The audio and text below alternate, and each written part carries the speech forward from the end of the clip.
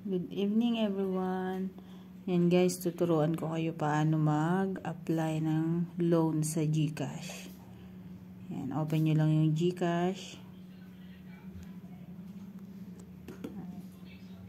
Yan. I-check nyo kung pwede na kayong mag-loan. Kasi depende kasi yan sa G-score.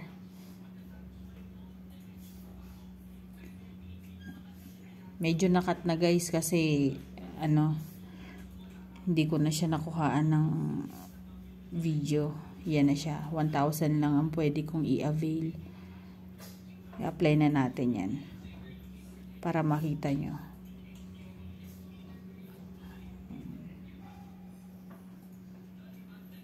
$1,000 lang.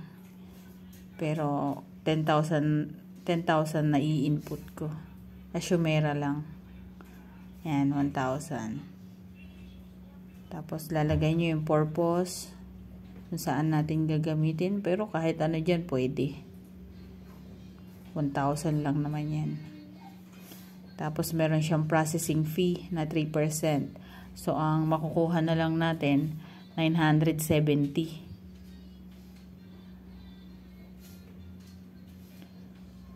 Yan.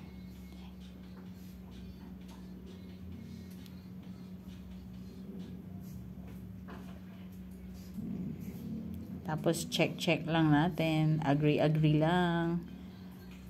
Ayan. Tapos, continue na lang. Tapos, may dadating na OTP.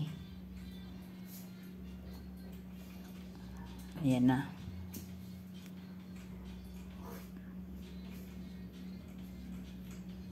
Tapos, yan na siya guys. Pero, papasok din agad yan guys. Walang 24 hours. Ayan na. Pumasok na.